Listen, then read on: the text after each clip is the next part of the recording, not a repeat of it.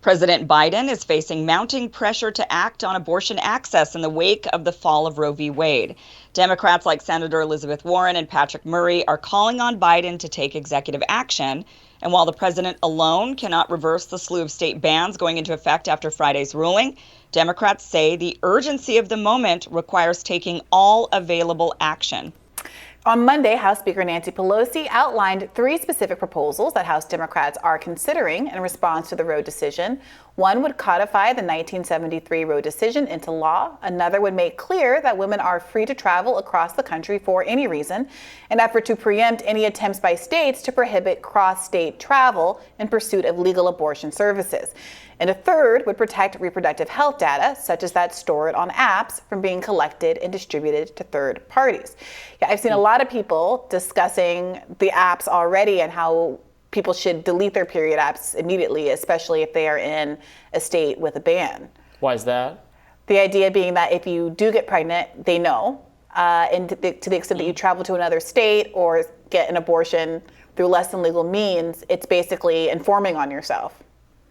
I guess, or you could just say, I have a medical condition like PCOS or endometriosis or something that throws my period. I mean, it's just, or I stressed out this month. And I mean, there's just so many things that could affect a woman's cycle that I don't know if it's, I mean, that might be a little bit, I mean, look, take every precaution, I suppose, but that might be a little bit like alarmist. Well, slightly. Especially because, I mean, given the new abortion policies that will exist in some states, right? Some states are going to have strict limits. Some states have, a certain week cutoff. So it would be a shame to punish women. You want women to know if they're pregnant, if early enough to still be able to get abortions in states that permit it up to a certain week, right? So then like casting aspersions on the data collector, the apps that help you track that would be a bad thing. Although I certainly understand why people are saying that, but that could backfire, right? Sure, because those apps are so helpful for so many of us women that need to track cycles for whatever reasons. I mean, it's a real, it's like saying to somebody, don't track your blood pressure anymore because, oh no, they might, I mean, who knows, right? But this is an important piece of medical data that you need to be tracking, that many women do track. And so it would be a shame if that happens. I mean, I don't know. Clearly what needs to happen though, look, Democrats they should have done more.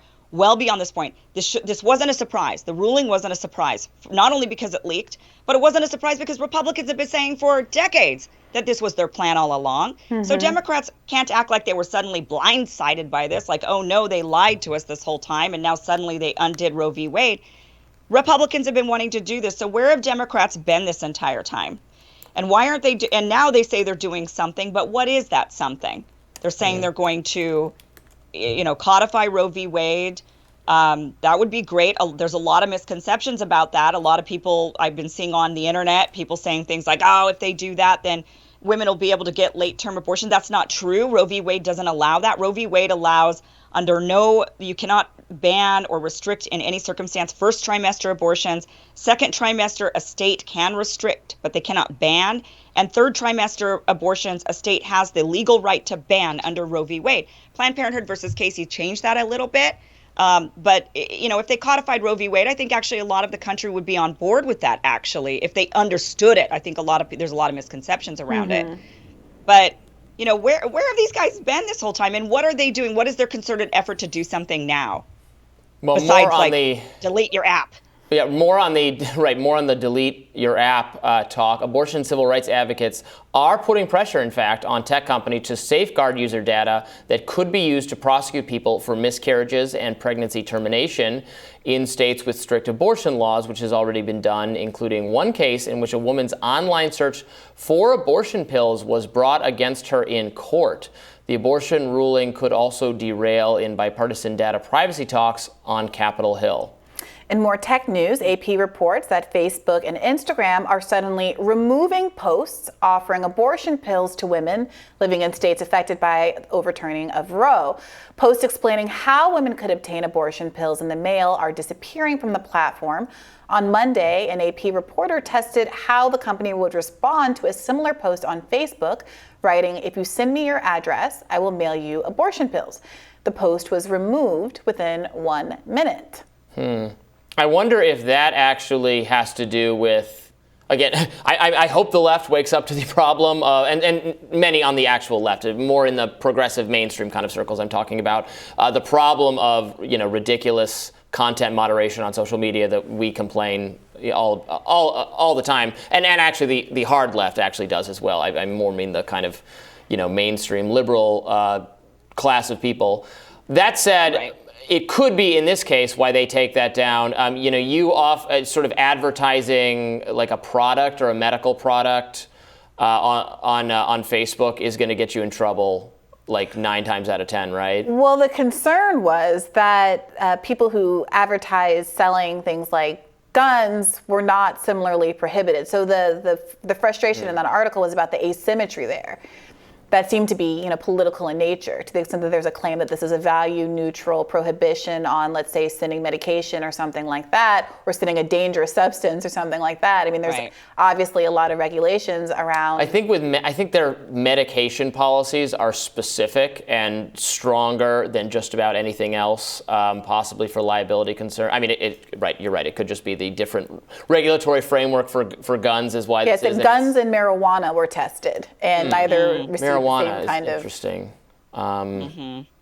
Yeah, I just remember from the COVID discourse, right, talking about COVID cures and that kind of stuff. Like you had to be, that was going to be the most aggressively taken down baby material formula. Was. Yeah, no, right. We've seen examples of that being censored. Claims about here's how you make baby formula, that kind of thing.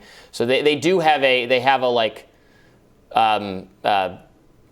medication and sort of like consumable, like incidental poisoning kind of fear. But there is maybe you can articulate a difference between someone saying this is a recipe for making baby formula that may or may not be injurious to a child, and here's like a package, like presumably sealed package of over-the-counter medication that I'm offering for sale, the way that I presume you can resale a lot of different kinds of medication in different contexts. So I'm sure people will be following that quite a bit as it becomes more and more germane. That is interesting, though. I mean, how?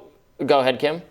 I'm just the irony of this is, so this is kind of, we could kind of equate this more to ivermectin and COVID, right? So let's be careful. Right. Well, but it's the same sort of idea where you've got on the left a bunch of people that were saying you shouldn't have access to this medication, remove anything online, and there were definitely some restrictions on what you could or could not advertise, and so it's in that similar. It'll be very similar where you're going to start seeing now people probably on the left actually adopting the playbook of the doctors and the people that supported the use of ivermectin during the pandemic, because what people needed to do if they wanted to have access to it was they'd have to find a provider. That was very difficult to do. If you went to your regular doctor, they'd probably say, "Get out of here, you crazy lunatic."